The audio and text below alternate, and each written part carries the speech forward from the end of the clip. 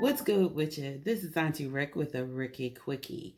Listen, there's another use I found for automating workflows, especially on the inquiry end or new leads. So there's this thing where people will go around, especially if you're a web designer, they will jump in your inbox and ask you if you can perform a specific task. Then they want to rush you to the payment part, right? And then something goes down, you end up out of the money, and basically it's a scam, okay? It's very hard sometimes to discern whether or not one of these calls or inquiries is a scam.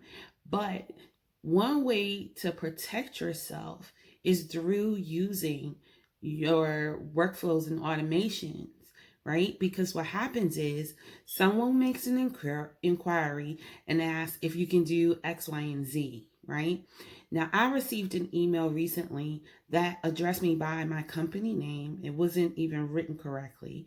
Um, they asked us very specific for a very specific task using something from a different type. Now, I am very particular in the things that I use in building websites. So it's not something I would have done using what they wanted to, what they asked me if I would use, right?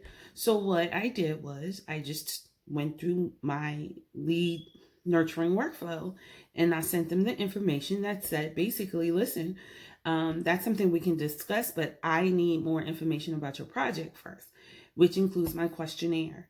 And my questionnaire is very detailed, and I do not even entertain, um, making a quote or anything of that nature without the questionnaire being completed and being completed in a manner that is actually helpful, not just someone going and filling in the blanks, right? So, needless to say, they've opened the email because the tool I use tracks when emails are open. They've opened the email a couple of times. So, if they're legit, they will complete the questionnaire. If they're not legit, I've made it so hard to work, to work the scam. So 9 times out of 10, if they're not legit, they're not going to complete it. But that's just one way of using your workflow and automation to help protect yourself from scammers. So if you know what your process is and you stick to that process every time you get an inquiry from someone you know or someone you don't know, that can help prevent someone from scamming you. Okay? Take that as a thought.